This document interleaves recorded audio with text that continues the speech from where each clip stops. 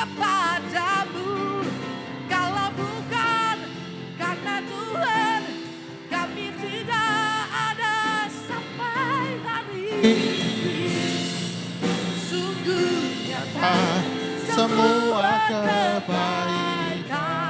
Sekali lagi kita nyanyikan lebih sungguh-sungguh Bapak Ibu. Kalau doa dan bersyukur, kami berterima kasih pada Yesus. Ini syukur kami kepadamu. Jika bukan karena Tuhan, kami tidak ada sampai hari ini. Sungguh nyata semua kebaikan-Mu.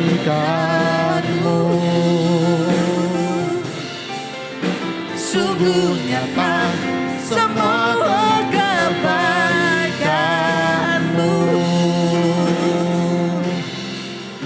Sungguh nyata Semua kebaikan-Mu.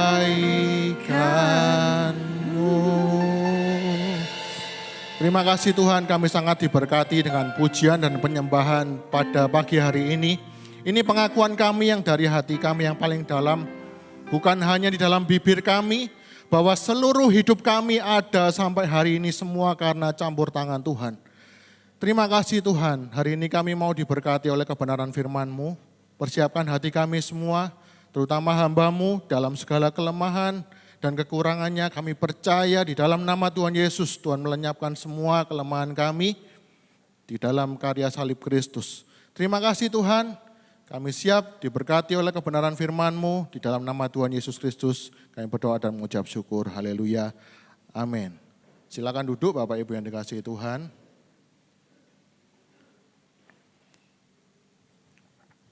Terima kasih buat Bapak Ibu Gembala, hari ini sudah mempercayakan saya kembali untuk menyampaikan firman Tuhan bagi kita semua hari ini. Shalom Bapak Ibu, saya percaya kita semua ada di dalam kasih karunia dan damai sejahtera Tuhan, meskipun segala situasi yang kita hadapi. Saya berdoa, kita semua berdoa supaya kita tetap dimampukan untuk melihat anugerah Tuhan dalam segala situasi. Amin. Amin. Hari ini saya mau menyampaikan firman Tuhan dengan tema kekuatan Allah yang menyelamatkan Bapak Ibu. Jadi saya mau tanya kepada kita semua hari ini, di dalam Alkitab ada satu hal, cuma satu hal ini yang disebut Allah sebagai kekuatan Allah. Apa Bapak Ibu? Titik-titik adalah kekuatan Allah. Apa Bapak Ibu? Injil, bukan duit ya, bukan mujizat ya. Tapi Injil adalah kekuatan Allah. Kita buka di dalam Roma pasal 1 ayat yang ke-16. Saya bacakan Bapak Ibu. Sebab aku mempunyai keyakinan yang kokoh dalam Injil. Karena Injil adalah kekuatan Allah yang menyelamatkan setiap orang yang percaya. Itu saya potong sampai di situ Bapak Ibu. Dalam Roma pasal 1 ayat 16 dikatakan bahwa Injil adalah kekuatan Allah yang menyelamatkan. Jadi satu-satunya di dalam firman Tuhan yang disebut kekuatan Allah bukan mujizat, bukan kuasa untuk melakukan mujizat-mujizat. Tapi disebut adalah Injil adalah kekuatan Allah yang menyelamatkan. Tidak ada ditemukan di Alkitab lain, di ayat lain, nggak ada disebut sesuatu itu adalah kekuatan Allah. Selain Injil. Tapi pertanyaannya gini Bapak Ibu, kenapa kok Injil itu disebut kekuatan Allah? Kok cuma Injil yang disebut kekuatan Allah? Kenapa Bapak Ibu? Kenapa kok cuma Injil yang disebut sebagai kekuatan Allah? Ini satu hal yang harus kita renungkan sama-sama. Kenapa kita butuh Injil? Kenapa kita butuh kekuatan Allah? Kenapa Allah bilang Injil ini adalah kekuatan Allah melalui tulisan Rasul Paulus? Jawabannya berikutnya. Injil disebut kekuatan Allah karena hanya ini satu-satunya cara Allah untuk mengerjakan, untuk menyelesaikan persoalan terbesar manusia. Jadi Injil itu disebut kekuatan Allah, itu karena ini satu-satunya cara yang Allah pakai untuk menyelesaikan persoalan terbesar manusia. Nah, tapi kita nggak akan bisa melihat kuasa Injil kalau kita nggak pernah sadar masalah terbesar manusia itu apa, Bapak Ibu? Apa masalah terbesar manusia? Kalau tanggal segini mungkin enggak tahu ya. Oh, apa ya masalahnya? Tapi coba kalau tanggal tua. Oh, masalah terbesar manusia adalah tanggal tua, enggak punya uang. Saya mau tanya Bapak Ibu, kalau saudara punya masalah keuangan, Allah bisa enggak pulihkan kita? Bisa. Tapi sebenarnya saya mau beritahu kepada kita semua hari ini, bahwa kalau kita sekedar masalah manusia ini sekedar enggak punya duit, Bapak Ibu, enggak perlu kekuatan Allah sebetulnya. Meskipun kita percaya semua di dunia ini ya memang kedaulatan Tuhan. Tapi Allah enggak perlu turun tangan langsung untuk memulihkan keadaan finansial kita, enggak perlu. Kalau kita punya beban berat hari ini, kalau memang masalah terbesar dalam diri kita itu adalah tidak punya duit, gampang, enggak usah pakai kekuatan Allah, saudara. Tinggal beli lelen di Indomaret, nanti masuk kamar, lampunya dimatikan, doa gini, nyalain lilinnya, ngepet. Bisa enggak ngepet Bapak Ibu? Bisa loh. Orang-orang yang pesugihan bisa, enggak perlu kekuatan Allah, betul enggak? Betul kan? Kalau masalah kita cuma, masalah terbesar manusia adalah jodoh. Wah, jodoh. Perlu kekuatan Allah enggak? Enggak perlu. Kalau sekedar dapat jodoh ya, tinggal ketik apa? Rek spasi jodoh.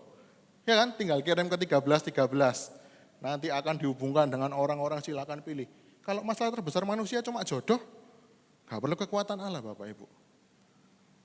Tapi berita buruknya adalah masalah terbesar manusia bukan cuma enggak punya duit, bukan cuma karena masalah jodoh, bukan cuma masalah kita ada masalah apa yang lain-lain, tapi persoalan terbesar manusia adalah dosa.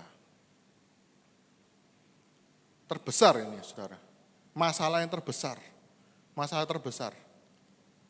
Dan hari saya mau menyampaikan sebuah kabar buruk saudara kepada kita semua. Bahwa dosa ini begitu luar biasa dampaknya bagi kita. Saya mungkin sempat singgung beberapa bulan yang lalu, tapi hari ini saya mau lebih perdalam lagi. Kenapa dosa itu menjadi persoalan terbesar manusia di dalam kehidupan kita yang sampai sekarang dosa ini terus-menerus ada dalam hidup kita. Dan itu satu-satunya hal yang butuh kekuatan Allah untuk menyelesaikannya. Sudah, jadi kalau misalkan di mimbar ini saudara, kita dengar di gereja kita, di mana kita dengar masalah terbesar manusia Tuhan akan selesaikan masalah finansial. Sudah, enggak usah ke gereja sungguhan. Saudara pergi datang ke seminar, keuangan itu lebih bagus daripada kalau kita dengar dari gereja. Sungguh. Kadang gereja, wong pendetanya aja maaf ya, kadang-kadang ada yang suka utang, gini, ngomongnya gitu. Enggak perlu. Kalau kita masalah terbesar dalam diri kita adalah keuangan, enggak perlu kita datang ke gereja. Bahkan tidak perlu Yesus turun untuk menyelesaikan masalah keuangan. Karena apa? Sebelum Kristus mati, orang-orang yang tidak mengalami masalah keuangan itu banyak. Bangsa-bangsa kafir yang tidak kenal Tuhan, yang menganiaya orang Israel, itu kurang kaya apa saudara? Tidak perlu Kristus kalau masalah persoalan terbesar kita adalah keuangan. Nangkep sampai sini Bapak Ibu? Nah hari ini saya akan berikan beberapa alasan kenapa dosa ini sungguh-sungguh menjadi masalah yang terbesar dalam hidup kita. Yang pertama, kita buka di dalam Kejadian pasal yang ketiga, ayat 7 sampai 11. Ini jawaban yang pertama saudara, bahwa dosa itu menghasilkan rasa malu yang merusak hubungan manusia dengan Tuhan. Rasa malu ini gak main-main loh saudara. Bukan cuma, oh ya aku berbuat dosa Tuhan aku malu. Dampaknya nanti kita akan belajar. Rasa malu ini seperti apa dalam hidup orang percaya. Kejadian 3 ayat 7 sampai 11. Sudah saya cantumkan ayatnya di sana. Saya bacakan ayat yang ke-7. Aduh, kurang besar ya. Saya bacakan. Maka terbukalah mata mereka berdua dan mereka tahu bahwa mereka apa Bapak Ibu? Telanjang. Lalu mereka menyemat daun pohon ara dan membuat cawat. Ayat 8. Ketika mereka mendengar bunyi langkah Tuhan Allah yang berjalan-jalan dalam taman itu pada waktu hari sejuk, bersembunyilah manusia dan istrinya itu terhadap Tuhan Allah di antara pohon-pohonan dalam taman. Saya garis bawahi di sana ada kata telanjang dan bersembunyi. Yang ke-9, ayat 9 berikutnya. Tetapi Tuhan Allah memanggil manusia itu dan berfirman kepadanya, di manakah engkau? Ia menjawab, ketika aku mendengar bahwa engkau ada dalam taman ini, aku menjadi takut karena aku telanjang. Sebab itu aku bersembunyi. Firman-Nya, ayat yang 11. Firman-Nya, siapakah yang memberitahukan kepadamu bahwa engkau telanjang? Apakah engkau makan dari buah pohon yang kularang engkau makan itu? Saudara lihat ya, ayat yang ke-7, kita kembali ayat yang ke-7. Ketika manusia Adam dan Hawa ini jatuh di dalam dosa, yang terjadi dalam diri mereka adalah merasa malu ketika mereka telanjang. Saya tidak tahu di dalam kitab Kejadian ini agak sulit, saudara. Ada yang hurufiah, ada yang ini. Tapi saya nggak tahu ini telanjang fisik, benar-benar telanjang fisik atau ini sekedar kiasan, saya nggak tahu, saudara. Tapi yang pasti adalah telanjang ini adalah sebuah keadaan yang memalukan, bahwa kita tidak bisa lagi berkomunikasi dengan Tuhan apa adanya. Sudah tangkap ini baik-baik, bahwa telanjang di sini, itu artinya adalah sebelum manusia jatuh dalam dosa, ketika dia belum kehilangan kemuliaan Allah, mereka bisa berkomunikasi terus-menerus dengan Tuhan, tanpa ada rasa malu. Makanya waktu Tuhan tanya, di manakah engkau? Mereka sedang bersembunyi dan Tuhan bukan tidak tahu di mana mereka.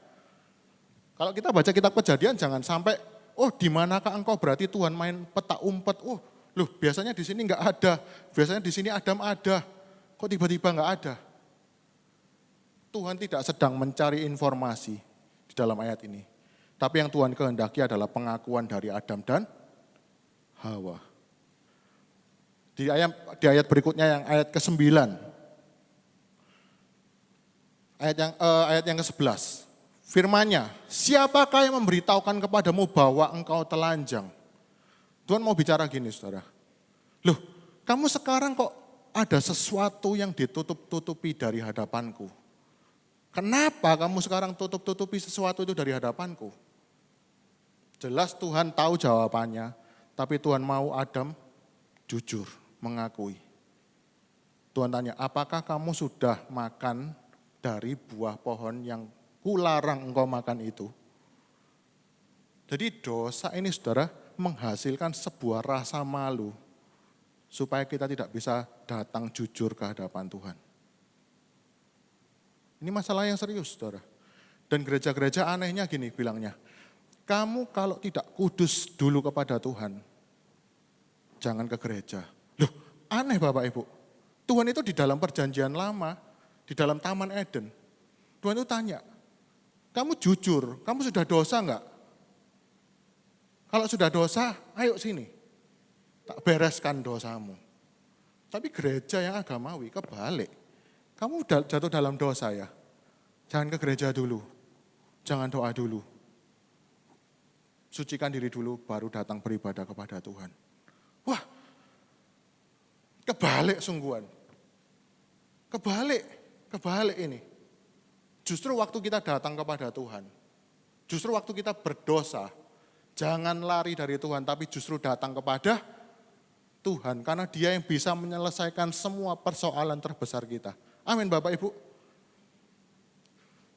Nah, rasa malu ini enggak main-main Bapak Ibu ya. Rasa malu ini enggak main-main. Rasa malu ini dampaknya luar biasa.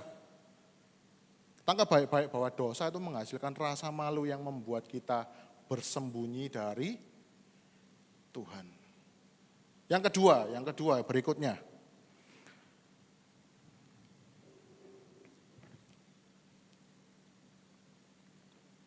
Slide berikutnya, setelah ayat yang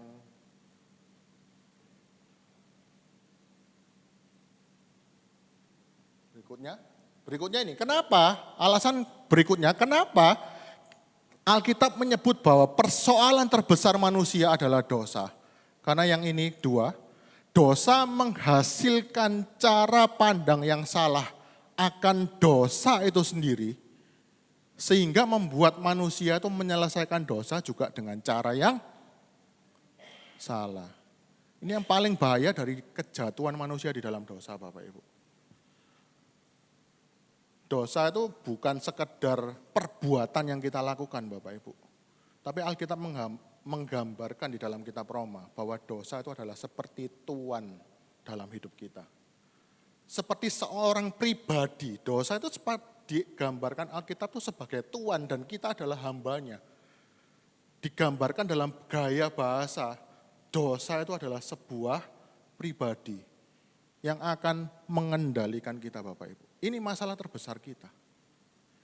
Dan luar biasanya dosa ini ketika ada dalam diri kita, itu membuka mata kita ini, menutup mata kita ini akan dosa itu sendiri. Sehingga cara pandang kita terhadap dosa itu harus gimana cara kita menyelesaikan dosa itu juga menjadi salah. Saya kasih contoh Bapak Ibu ya. Manusia menyelesaikan dosa dengan cara yang salah. Karena dosa itu sendiri membuat manusia itu salah mengerti dosa itu seperti apa. Unik ya, dosa itu membuat manusia bisa salah mengerti dosa itu seperti apa. Semoga enggak bingung ya saudara. Dosa itu membuat manusia tidak mengerti dosa itu sendiri seperti apa. Sehingga tadi manusia itu berusaha menyelesaikan dosa dengan cara yang salah. Yang pertama tadi, dosa menghasilkan rasa malu yang begitu besar di hadapan Tuhan dan termasuk juga orang lain, nanti saya tunjukkan. Tapi dosa ini begitu membesarkan konsekuensinya dari dosa ini. Sehingga manusia ini bukan berfokus untuk membereskan dosanya, tapi cuma membereskan dampak dari dosanya. Salah satunya adalah rasa malu tadi. Sampai sini mengerti Bapak Ibu? Salah satu contoh, bagaimana cara manusia menyelesaikan dosanya. Saya ajak baca kita semua di dalam ayat yang ke-12 sekarang. Kejadian pasal 3 ayat yang ke-12. Salah satu dampak bagaimana dosa itu merusak cara pandang kita terhadap dosa itu sendiri. Sehingga kita punya upaya untuk membereskan dosa kita itu dengan cara yang salah juga. Kejadian 3 ayat 12. Saya bacakan Bapak Ibu. Manusia itu menjawab, perempuan yang kau tempatkan di sisiku, dialah yang memberi dari buah pohon itu kepadaku, maka aku makan. Ayat 13. Kemudian berfirmanlah Tuhan Allah kepada perempuan itu, apakah yang telah kau perbuat ini? Jawab perempuan itu, ular itu yang memperdayakan aku, maka buah itu ku makan. Ini cara pertama yang manusia sering lakukan untuk menyelesaikan dosa. Yang pertama Bapak Ibu ya, manusia itu seringkali hanya merasa dirinya sebagai korban keadaan. Manusia itu cuma merasa seringkali kalau kita berbuat dosa saudara, kita hanya berpikir bahwa kita ini adalah korban. Waktu Adam dipanggil sama Tuhan, kenapa kamu sekarang hari ini malu menghadap aku? Karena kamu sudah berdosa toh? Iya aku berdosa. Tapi karena perempuan yang kau tempatkan di siku. Yang perempuan dipanggil. Kamu berbuat dosa ya? Iya aku berbuat dosa. Tapi karena ular. Dan yang paling mengerikan, cara-cara seperti ini kita warisi dari Adam dan Hawa sampai detik ini. Saudara tahu orang-orang yang misalkan kita punya teman yang mungkin kasarnya minta ampun. Kita tanya, kamu kenapa sih kasar sekali orangnya? Ya aku ini korban keadaan, dulu waktu kecil aku juga hidup di dalam kekerasan. Aduh ini gak main-main Bapak Ibu. Kita semua kalau berbuat dosa, selalu cari alasan. Siapa yang membuat aku berdosa? tidak mau kita serahkan kepada Tuhan. Ya Tuhan, aku berdosa. Kasihanilah aku. Tapi kita cari pembelaan untuk menutupi rasa malu kita tadi dengan cara ngomong, lingkungan yang membentuk aku seperti ini. Dan ini kita warisi terus-menerus sampai detik ini. Tanpa kekuatan Allah, kita cuma bisa membereskan rasa malu dosa tadi, tapi tidak pernah membereskan dosa itu sendiri. Itu yang pertama, caranya manusia itu membuat dosa ini tadi begitu rupa, membentuk cara pandang kita sendiri terhadap dosa itu dengan cara yang salah. Sehingga kita menyelesaikannya pun dengan cara yang salah. Kalau suami istri gak rukun, suami misalkan jatuh di dalam dosa perselingkuhan, selalu ngomong apa? Ya, aku memang selingkuh, aku gak bisa mengelak. Sudah terbukti. Tapi kan tahu dah, aku selingkuh kenapa? Kamu coba jadi aku. Kamu coba jadi aku. Jadi suaminya istriku yang sekarang cobaan. Lek kuat kon gak selingkuh. Sungguh ini Bapak Ibu. Saudara sadar gak? Mungkin gak separah itu dalam diri kita. Tapi dalam diri kita, dalam keluarga kita sering kali melakukan itu enggak? Kenapa kamu gak bisa menghormati suami? Suamiku kurang ajar. Kita gak tanya sama Tuhan, Tuhan mampukan aku lakukan firman Tuhan untuk bisa mengasihi dan menghormati suamiku. Tuhan aku gak bisa lakukan firman-Mu karena suamiku kayak gini. Luar biasa dosa gak Bapak Ibu? Luar biasa gak? Kenapa kamu dugem? Kenapa kamu pergi melampiaskan keperbuatan-perbuatan dosa? Ya, karena di rumahku aku gak dapat kasih sayang. Semua selalu merasa dirinya adalah korban Bapak Ibu. Ini tangkap baik-baik. Yang pertama, dosa ini selalu membuat kita memiliki cara pandang yang salah terhadap dosa itu sendiri. Sehingga kita pun juga membereskan dosa dengan cara yang salah. Yang berikutnya, yang paling lebih mengerikan lagi. Kita baca di dalam ayat yang ke-7, Kejadian pasal 3, ayat yang ke-7.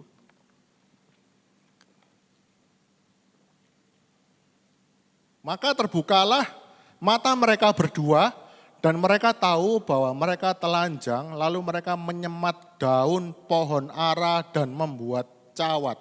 Saudara lihat, waktu mereka malu di hadapan Tuhan, mereka mengambil daun pohon ara dan membuat cawat pakaian dalam diri mereka untuk menutupi ketelanjangan. Daun ara ini tidak perlu diartikan macam-macam, tapi daun ara ini adalah segala upaya manusia yang bukan dari Tuhan untuk menyelesaikan dosanya.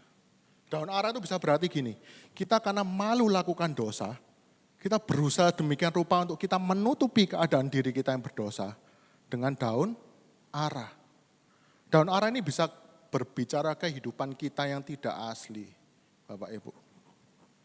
Ini kehidupan kita yang asli, yang najis, yang kotor di hadapan Tuhan.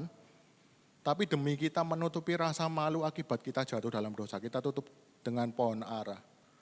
Bukan hanya cuma di hadapan Tuhan, tapi juga di hadapan orang lain. Itulah yang disebut kehidupan yang ganda. Kehidupan yang ganda. Aku bisa mengatur kok orang lain tuh memandang diriku seperti apa dengan daun pohon ara. Segala upaya yang bukan dari Tuhan. Manusia juga sampai sekarang juga punya daun ara untuk menyelesaikan hubungan yang rasa malunya tadi dengan Tuhan dengan perbuatan baik. Dengan perbuatan baik, kita kalau berbuat dosa, kita merasa, oh ya wes, nanti minggu juga aku ke gereja kok. Pas toh skornya 1-1, aku jatuh dalam dosa, aku berpuasa, pas toh skornya 1-1 sama Tuhan. Kalau nanti di gereja sudah kita lakukan dosa hari Senin, kita minggunya ke gereja, besok Seninnya kita kasih persembahan juga buat Tuhan, malah 2-1 sekarang skornya. Luar biasa tuh. Saya minggu lalu saudara ya, sempat datang ke sebuah gereja. Hamba Tuhannya sungguh-sungguh mengajar gini, hati-hati Bapak Ibu ya, Roh Kudus itu membantu kita untuk hidup kudus. Karena apa? Nanti di dalam penghakiman dosa kita itu akan ditimbang. Ditimbang baik dan jahat. Perbuatanmu kalau banyak yang baik, kamu masuk surga. Kalau lebih titik aja yang jahat, kamu masuk neraka. Saya mikir, aduh, memang ini nggak karu-karuan Bapak Ibu. Ini konsep dari sebelah loh dibawa di gereja. Oh kalau kamu nyebrang surga nanti jembatanmu ini tergantung perbuatan baikmu. Kalau perbuatan baikmu ini banyak, jembatanmu ini luas. Tapi kalau perbuatan baikmu kecil, kamu cuma jalannya sempit gini, kalau enggak pas, masuk neraka. Jadi kumpulkan sebanyak mungkin perbuatan baik di surga. Waduh, waktu dengar itu sampai, waduh, Roh Kudus ini berarti kayak balapan sama Tuhan. Nyatet rapotnya kita, matematikanya jelek. Dalam dosa perzinahan jelek. Tapi ini suka ngasih persembahan sama gereja. Skornya A yang ini. Yang dosa persembahan tadi E. Nanti dalam hal-hal lain manusia berusaha kompensasi dosanya dengan cara-cara dia sendiri. Dia pikir masuk surga itu kayak rapotannya anak sekolah itu Bapak Ibu. Padahal yang Tuhan mau kita sempurna, tidak bercacat sama sekali. Benar enggak Bapak Ibu? Domba itu kalau ada cacatnya sudah dia dibuang dari Tuhan. Enggak ada ukuran kamu ini lebih suci, lebih baik, lebih kudus baru Tuhan itu, kalau level kekudusanmu sudah sini baru kamu bisa tak terima masuk dalam surga. Enggak ada kayak gitu ceritanya Bapak Ibu. Di hadapan Tuhan itu kamu kudus apa enggak titik. Enggak ada toleransi saudara. Saya pernah kasih contoh kan, enggak usah tak ulang lagi lah, tambah lama nanti. Tuhan itu, kamu ini kudus apa enggak? Begitu ada dosa sedikit, kamu enggak kudus, buang. Itu aturannya Tuhan. Enggak ada, kamu enggak kudus ya, saya tak lihat dulu kehidupanmu seperti apa yang lainnya. Enggak. Kamu kudus apa tidak? Titik. Makanya kita di dalam kekristenan, keselamatan itu bukan karena perbuatan baik manusia. Karena perbuatan manusia itu adalah seperti kejahatan di hadapan Tuhan. Saya mau sampaikan kepada kita semua, kalau kita berusaha berbuat baik untuk menutupi dosa kita, maka perbuatan baik kita di hadapan Tuhan, itu adalah perbuatan yang baik yang justru menghujat Tuhan. Beberapa minggu lalu saya pernah sampaikan, orang Israel ngomong, aku ini loh sudah melakukan persembahan untuk membereskan dosaku. Tapi Tuhan ngomong apa? Aku muak dengan persembahanmu. Karena waktu kita memberikan persembahan Tuhan kepada Tuhan dengan tujuan untuk menyelesaikan dosa, itu adalah sebuah kekurang ajaran di hadapan Tuhan. Tangkap baik-baik saudara. Kita punya daun arah seperti apa hari ini di hadapan Tuhan? Di hadapan sesama kita. Apalagi kalau orang-orang di mimbar ini Bapak Ibu. Daun arahnya pasti banyak. Daun arahnya pasti banyak. Karena jemaat enggak pasang CCTV di rumah saya atau Bapak Ibu. Enggak bisa lihat sehari-hari di tempat saya tiap hari beraktivitas, enggak pernah tahu kan. Apalagi kalau saya sudah nyampaikan firman Tuhan. Wah, daun arahnya pasti banyak. Dan saya waktu kemarin merenungkan firman Tuhan ini di sebuah tempat saya minum kopi gitu. Saya nangis. Saya nangis di dalam tempat kopi ini. Tuhan, daun arah saya terlalu banyak. Aku berbuat baik, melayani. Ternyata itu segala upaya yang ternyata bukan dari Tuhan.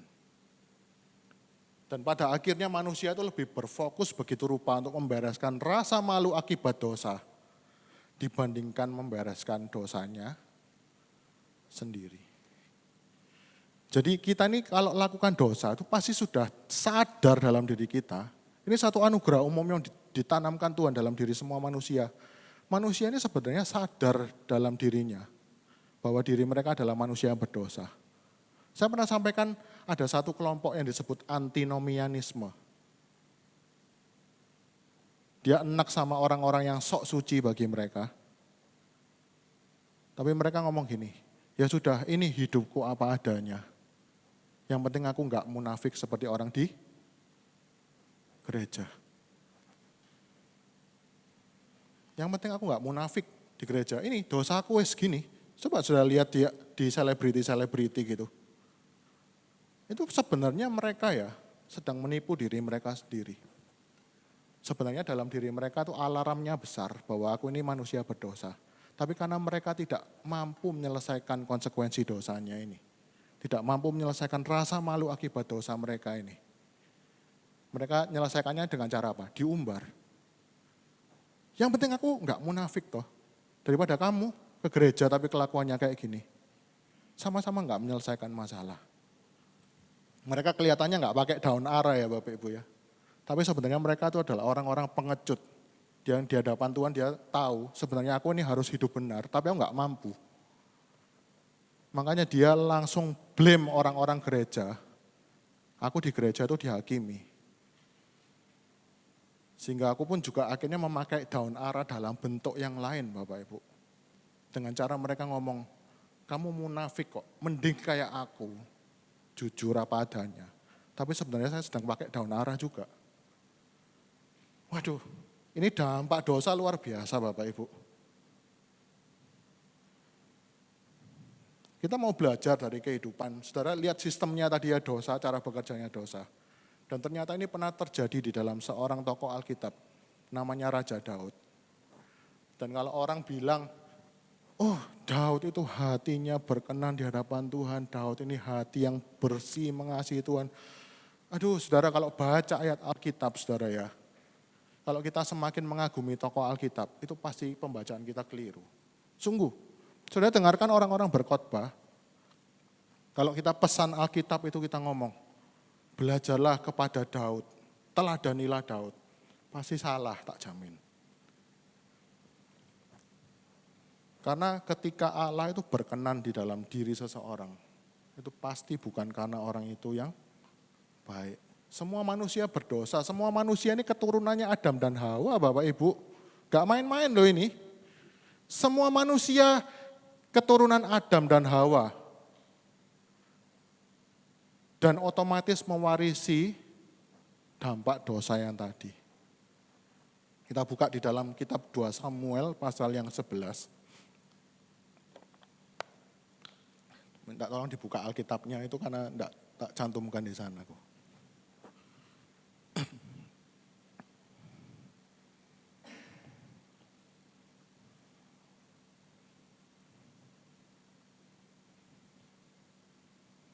2 Samuel pasal yang ke-12. Pasal yang 11.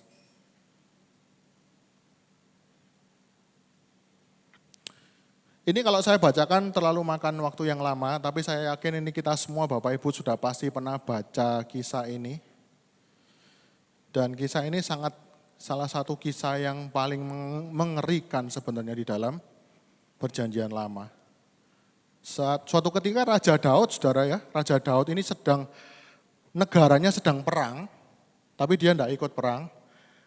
Dia lagi naik di balkonnya, dia ketemu lagi ngintip orang mandi. Lagi ngintip orang mandi, perempuan mandi, ayu gitu ya. Terus dia ngomong sama pegawainya, cari tahu itu siapa? Orangnya berangkat, siapa kamu gini, dilaporkan kembali kepada Raja Daud.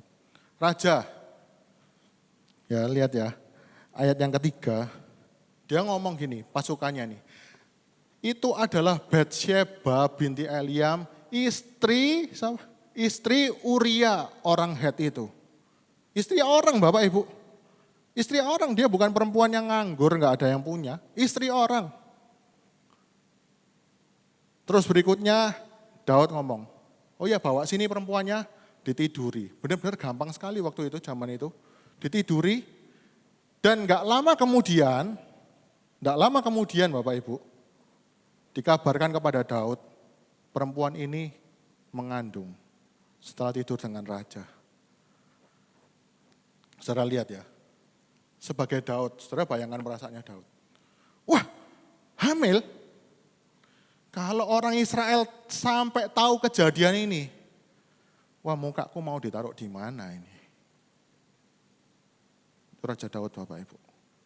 Mukaku ditaruh di mana? Ini enggak boleh sampai orang lain tahu loh. Apalagi Israel bisa nanti kudeta dan lain-lain sebagainya misalkan ya. Pokoknya ini rasa malu, ini akibat dosaku yang harus tak tutup sekarang ini juga. Saudara tahu apa yang Daud lakukan? Bukan dia minta ampun kepada Tuhan. Bukan dia minta ampun kepada Tuhan supaya setelah dia lakukan dosa. Tapi yang dilakukan apa? Suaminya pertama ini yang masih lembut-lembut ya Bapak Ibu. Tolong panggilkan suaminya perempuan yang tadi, namanya Uria. Anak saya namanya Uriel itu ternyata namanya Uria ini Bapak Ibu. Tapi semoga tidak mengalami kejadian yang seperti ini. Padahal artinya bagus, Tuhan adalah terangku. Dia ngomong gini, panggilan suaminya orang yang tadi tak tiduri itu. Dia ngomong gini sama suaminya perempuan ini. Sudah, kamu kan habis capek perang toh. Pulang, bersenang-senang sama istrimu di rumah. Tapi apa yang terjadi saudara? Ini kan tujuannya untuk menutupi akibatnya. Supaya kalau suaminya nanti pulang, kan bersetubuh. Mungkin sudah lama tidak ketemu istrinya, bersetubuh. Sehingga kalau nanti anaknya lahir, tidak ketahuan toh. Tidak malu toh Daudnya. Ya memang ini lahir dari suaminya sendiri kok. Itu cara yang pertama untuk dia nutupi Bapak Ibu. Tapi ternyata setelah disuruh pulang, besok paginya, loh kok nggak pulang kamu? Saudara baca ayat-ayatnya semua, bukan saya ngarang saudara. Loh kamu kok nggak pulang? Uria tadi suaminya Batsyeba tadi ngomong gini, Raja nggak mungkin aku pulang. Teman-temanku semua ini loh, masih ada yang perang, masih ada yang ini. Masa aku tidur di rumah seneng-seneng, kok aku kebacut? Baik Uria nih, saudara. Prajurit yang setia, loyal kepada Daud, kepada kerajaan. Daudnya bingung, waduh mateng kon. Ya apalagi, aku harus berbuat apa lagi ini? Di ayat berikutnya lagi, dikasih tahu, Daud mengadakan pesta dan membuat Uria ini mabuk. Mabuk otomatis dia pulang nanti kan juga nggak sadar tidur sama istrinya. Ternyata Uria ini mabuk pun enggak pulang ke rumah. Tetap tidur di pelataran kerajaan. Mateng kon bagi Daud, waduh. Ini dampaknya ini enggak boleh sampai diketahui sama orang Israel. Mukaku mau ditaruh di mana kalau aku jatuh dalam dosa orang Israel tahu. Terakhir sudah enggak mempan cara-cara gitu, dia ngomong sama panglima pasukannya namanya Yoab. Yoab, nanti kalau kamu perang, Uria ini taruhan di tempat yang berbahaya, di paling depan. Supaya dia perang, kena tembak musuh, mati. Dan saya gak habis pikir saudara, panglima perangnya ini, dia ngutus satu orang anak buah untuk nyampaikan keadaan perang kepada Daud. Dan dipeseni gini, kalau Daud marah soalnya banyak yang mati, kamu ngomong, Uria itu juga mati kok. Supaya Daud gak jadi marah. Dan akhirnya datang, ngomong sama Daud, Raja, kita ini hampir ke sudut perang. Tapi untungnya kita berhasil untuk mengalahkan musuh. Tapi banyak juga orang yang pasukan kita yang mati. Salah satunya Uria itu. Lego Daud. Dia ngomong gini, biasalah orang mati dalam perang itu biasa. Biasa, orang mati dalam perang itu biasa. Guyu-guyu soalnya apa? Dosanya berhasil dia tutupi. Tapi saya mau beritahu kepada kita semua. Mata orang Israel bisa ditutup. Tapi mata Tuhan tidak bisa. Saudara hari ini mau tutupi keadaan hidup saudara dengan cara-cara seperti apapun. Daun ara ini tidak bisa nutup mata Tuhan Bapak Ibu. Saudara terus tutupi terus, nanti akan semakin sakit, semakin rasa malu itu besar dalam diri kita. Sampai kita sendiri frustasi seperti orang yang tadi. Sudah dosaku ini memang gak selesaikan aku, sudah ini hidupku. Ini hidupku. Sekali lagi saya mau sampaikan kepada kita, mata orang Israel, mata sesama kita, mata jemaat Tuhan, mata Bapak Gembala, mata orang-orang di sekitar kita bisa kita tutup dengan daun pohon ara. Tapi mata Tuhan tidak bisa, saudara. Camkan baik-baik. Jadi kalau kita hari ini sadar dalam diri kita ada rasa malu karena dosa, datang kepada Tuhan. Jangan kita kerjakan dengan cara-cara kita sendiri. Saudara lihat, ini rasa malu dibereskan Daud dengan cara-caranya sendiri. Tapi untungnya kasih karunia Tuhan itu datang kepada Daud. Tidak datang kepada Saul, saudara ya. Saul, saudara kalau lihat ayat sebelumnya, ini menarik lagi. Waktu Raja Saul disuruh perang melawan Bani Amalek, Tuhan tuh ngomong, kamu perang hancurkan bangsa Amalek sampai ke ternak-ternaknya, sampai ke anak-anak kecil semua, musnahkan semua. Tapi Raja Saul nggak taat. Dia bawa ternak yang gemuk-gemuk, Bapak Ibu. Bawa ternak yang gemuk-gemuk dan ditegur sama Nabi Samuel. Tuhan itu sudah menolak kamu sebagai raja karena kamu tidak taat. Saul masih ngomong apa? Iya, ini dikumpulkan rakyat supaya ini untuk persembahan kepada Tuhan. Tuhan tuh ngomong, Tuhan tuh nggak butuh seperti ini. Itu kan daun ara yang dikenakan Saul, Bapak Ibu. Aku nggak taat, iya soalnya aku mau mempersembahkan sesuatu kepada Tuhan. Itu daun aranya Saul. Dan bagi Saul, daun ara ini lebih penting daripada hubungannya dengan Tuhan. Rasa dia supaya bisa diterima oleh rakyat Israel lebih besar daripada diterima oleh Tuhan. Karena apa? Kalau saudara baca ya, kita cepat aja. Waktu Samuel tuh negor Saul tuh ngomong gini, aku ini memang berdosa kok. Tapi tunjukkan rasa hormatmu kepadaku di depan orang Israel. Bagi Raja Saul, menutupi rasa malu itu lebih penting daripada menyelesaikan dosa. Dan dosanya nggak selesai sampai dia mati. Tapi untung Tuhan itu bekerja dalam kasih karunia Tuhan itu datang kepada Daud. Kalau saudara buka di dalam 2 Samuel pasal 12, sambil saya ceritakan saudara bisa intip-intip ayatnya. Ada seorang nabi, namanya Nathan, dia dikirim Tuhan untuk menegur Raja Daud. Menyatakan kesalahannya Raja Daud. Dan ketika Tuhan itu mengasihi kita, menegur, bukan untuk menghancurkan hidup kita, tapi justru untuk memulihkan hidup kita. Memang sakit caranya, saudara. Namanya orang berbuat dosa, tidak ada sedikit pun yang enak. Saudara lakukan enak mungkin secara badan, tapi dalam hati itu menyiksa. Dan itu yang mau Tuhan bereskan dalam hidup kita semua hari ini. Nabi ini datang kepada Raja Daud untuk menyelesaikan dalam diri Daud ini ada sesuatu hal yang harus dibereskan kepada Tuhan. Nabi Nathan ini ngomong gini, enggak langsung datang ngomong, hei Raja kamu berbuat dosa. Enggak, dia kasih ilustrasi saudara. Raja Daud, ada di rakyat kita Israel ini, ada 2 orang. Yang satu ini orang kaya, punya domba banyak, dan yang satu ini orang miskin cuma punya domba satu kecil satu-satunya. Oh iya, terus apa? Nah, suatu saat orang kaya yang punya banyak domba ini kedatangan tamu. Dan dia mau bikin pesta. Tapi dia tidak mengambil dombanya sendiri, tapi justru ngambil dombanya yang orang yang tetangganya yang tadi cuma punya domba satu ini loh. Langsung Raja Daud tuh mungkin lagi laya-laya gini.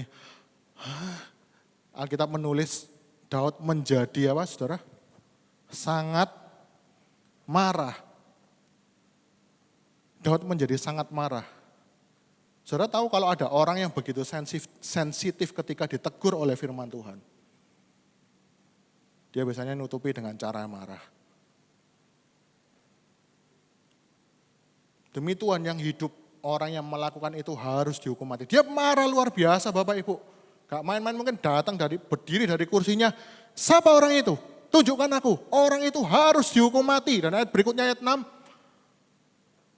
Dan anak domba betina itu yang diambil tadi, gantinya 4 kali lipat karena ia telah melakukan hal itu dan oleh karena ia tidak kenal belas kasihan.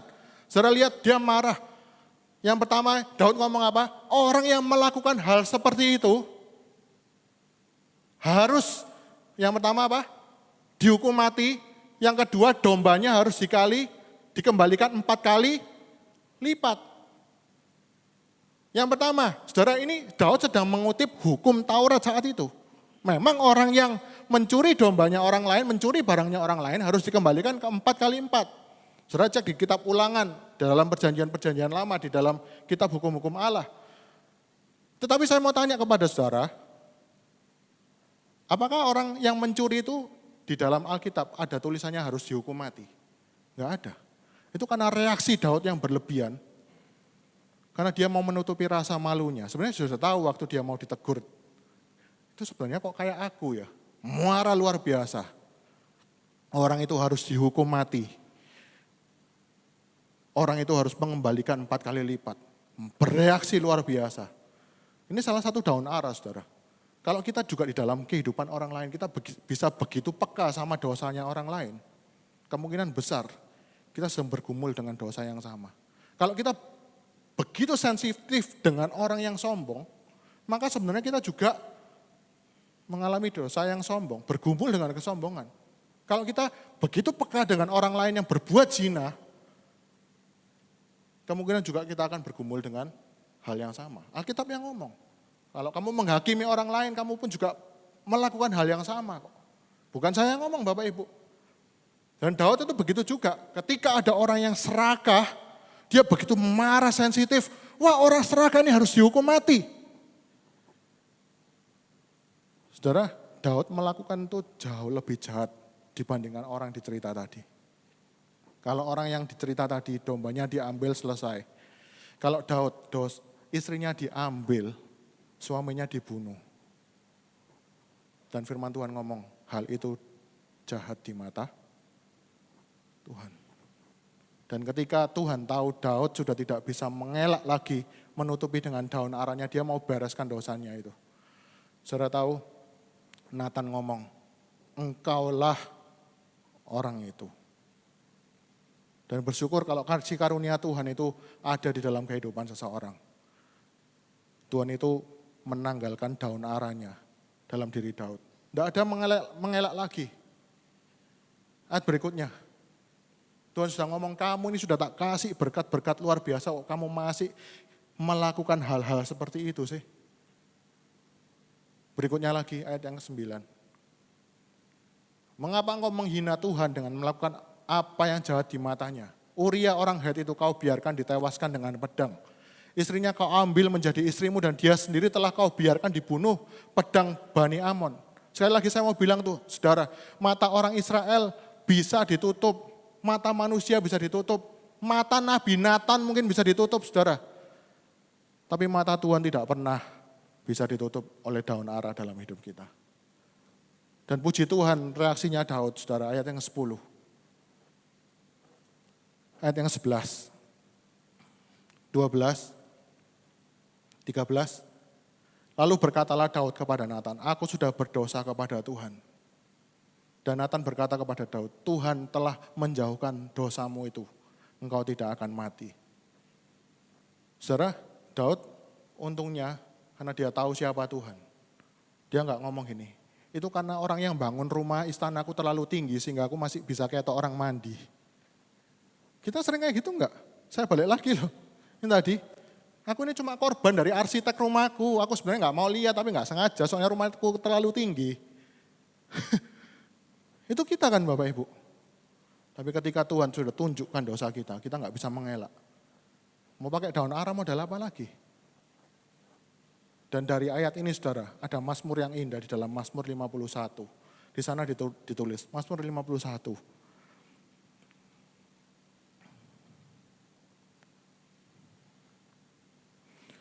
Untuk pemimpin biduan Mazmur 51.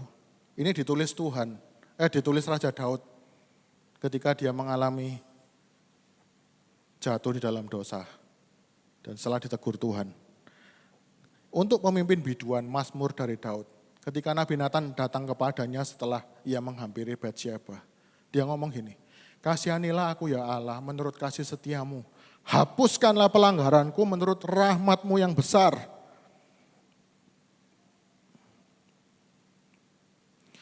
Ayat yang ke-13, ini yang paling menarik saudara. Janganlah, ayat yang ke-13. Ini yang paling membuat saya tergetar hati saya saudara. Mazmur pasal 51 ayat yang 13. Waktu Daud ditunjukkan kesalahannya oleh Nabi Nathan. Dia gak salahkan siapa-siapa. Dia ngomong, "Kasihanilah aku menurut rahmat-Mu yang besar." Dia ngomong gini, "Janganlah membuang aku dari hadapan-Mu. Dan janganlah mengambil roh-Mu yang kudus daripadaku." Saudara, lihat kalau kita jujur di hadapan Tuhan, maka bagi kita yang penting itu adalah bukan rasa malu kita di hadapan orang lain, bukan rasa malu kita di hadapan Tuhan. Tapi yang penting supaya kita tidak terpisah dari Tuhan. Jangan pisahkan aku dari roh-Mu, jangan ambil roh-Mu daripada aku. Kalau Raja Saul tadi saudara, lebih penting kehormatannya di hadapan bangsa Israel. Tapi kalau Daud, kalau Tuhan sudah bekerja dalam hidup Daud melalui karya keselamatan, yang saya bilang Injil adalah kekuatan Allah itu. Bagi Daud, posisi saya di hadapan Tuhan itu jauh lebih penting dibanding posisi kita di hadapan manusia. Ini luar biasa saudara. Saya nggak tahu dosa kita seperti apa yang saudara sembunyikan di hadapan Tuhan. Tapi kalau hari ini firman Tuhan menyatakan kepada kita semua, datang kepada Tuhan. Jangan pakai daun ara lagi. Datang kepada Tuhan, ngaku di hadapan Tuhan. Tuhan pasti akan menyatakan kasih karunia-Nya untuk kita semua. Ini luar biasa saudara. Jangan dibalik. Aku harus bereskan diri dulu dari dosaku, baru aku bisa datang kepada Tuhan. Itu orang-orang agamawi, seperti orang-orang Farisi. Kamu najis ya, kamu berdosa ya, kamu gak layak dapat terima kasih karunia dari Tuhan. Tapi kalau firman Tuhan, Dia yang mencari Adam. Dan bagian yang terakhir yang saya mau tunjukkan kepada kita semua adalah di dalam Kejadian pasal yang ketiga,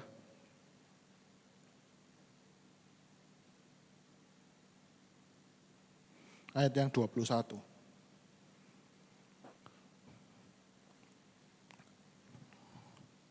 Dan Tuhan Allah membuat pakaian dari kulit binatang untuk manusia dan untuk istrinya itu, lalu mengenakannya kepada mereka. Saudara, di sini daun ara yang sudah dibuat oleh manusia itu diganti oleh Tuhan dengan kulit binatang. Ini adalah satu gambaran bahwa nanti manusia bisa dibereskan dosanya melalui penebusan darah Kristus. Sehingga manusia bisa datang kepada Allah tanpa rasa malu. Kita buka di dalam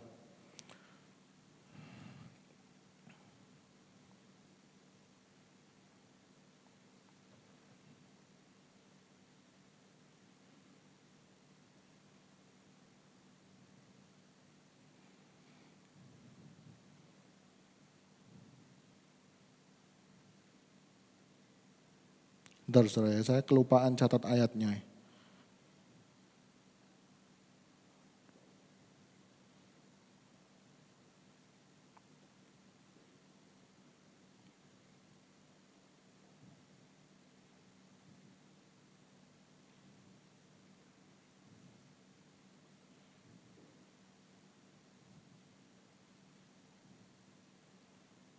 Enggak apa-apa lah, nanti di Ibrani saudara baca. Bahwa di Ibrani nanti, ini Ibrani 10 ayat yang ke-19. Dikatakan di sini saudara, jadi saudara-saudara oleh darah Yesus kita sekarang penuh keberanian dapat masuk ke dalam tempat kudus. Kalau kita berani berarti rasa malu itu sudah diangkat oleh Tuhan. Oleh darah Kristus. Bukan oleh daun pohon ara Bapak Ibu. Tapi oleh karena darah Kristus anak domba Allah yang sempurna ini, kita bisa menghadap Tuhan dengan tanpa rasa malu. Kita bisa datang kepada Tuhan, kita bisa jujur sama Tuhan. Dan Tuhan yang bereskan dengan caranya, dengan memberi kulit binatang. Saudara kalau tahu kita ditebus oleh Kristus, itu dengan konsep penggantian Bapak Ibu. Jadi kalau kita merasa berdosa, kita malu di hadapan Tuhan. Tuhan itu datang ke dunia sebelum disalib, dia dipermalukan begitu rupa untuk mengangkat rasa malu kita. Dia dibuang oleh Bapa, saudara. Dia ngomong,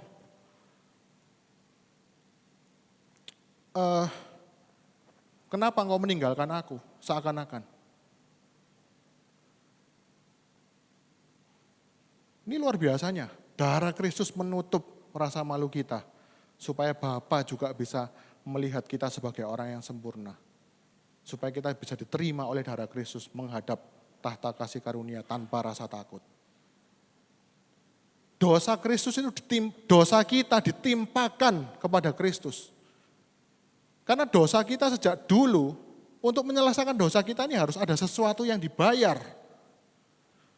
Harus ada sesuatu yang ditimpakan kepada sesuatu, supaya sesuatu ini yang dihukum oleh Allah, sehingga yang berbuat dosa bisa didamaikan kepada Allah. Bukan Kristus lakukan dosa Bapak Ibu, tapi karena Kristus tidak berdosa, dia bisa menanggung dengan darahnya. Disimbolkan di dalam kitab Kejadian, ada binatang yang disembelih oleh Allah untuk menutupi ketelanjangan kita. Sehingga hari ini saya mau tutup, saya persilahkan pemain musik untuk maju ke depan. Hari ini Bapak Ibu yang sudah bergumul lama dengan suatu dosa, jangan tutupi semua dosa kita di hadapan Tuhan. Jangan peduli dengan dampaknya dosa. Karena mau tidak mau dosa ini harus kita hadapi. Tapi rasa malu kita sudah ditanggung oleh Allah. Sehingga kita bisa datang kepada Allah dengan berani. Jadi kita bersyukur kalau hari ini kita bisa beribadah, kita berdosa, kita bisa berdoa kepada Tuhan. Itu karena darah Kristus telah dicurahkan di dalam hidup kita. Untuk menutupi segala ketelanjangan kita di hadapan Tuhan. Karena Bapa melihat Kristus, dia bisa menerima kita hari ini. Kita nyanyikan lagu yang terakhir sebelum kita tutup.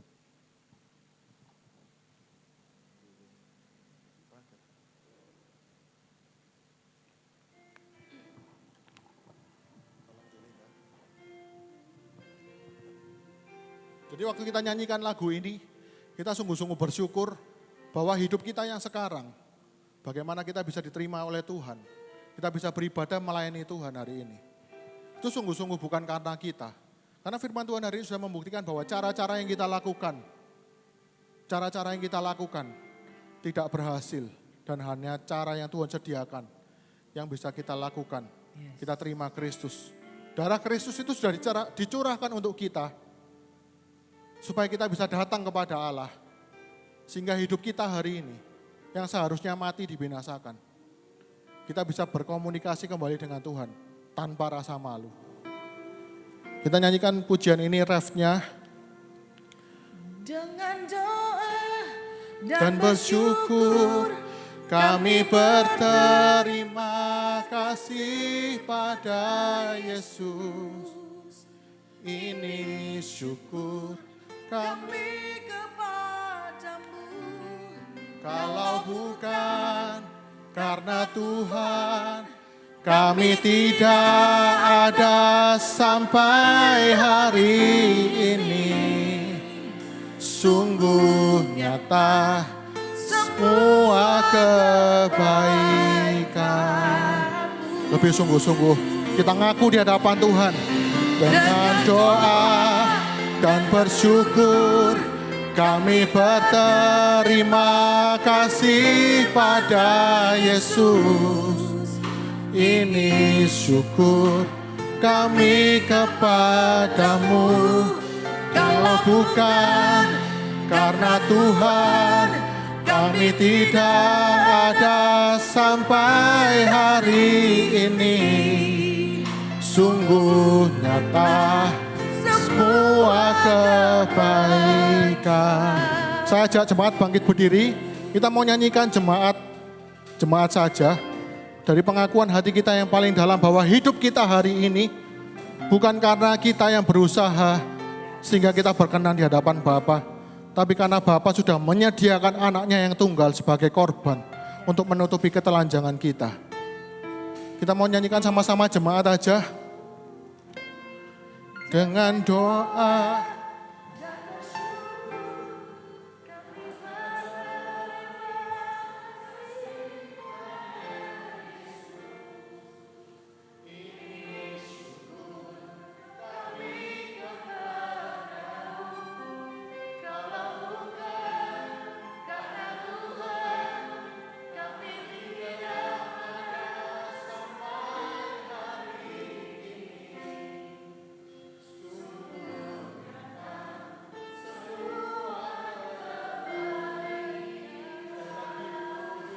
Bapak Ibu yang dikasihi Tuhan.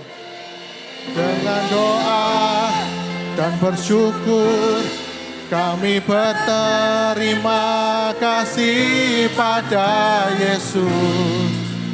Ini syukur kami kepadamu. Kalau bukan karena Tuhan, kami tidak ada sampai hari ini.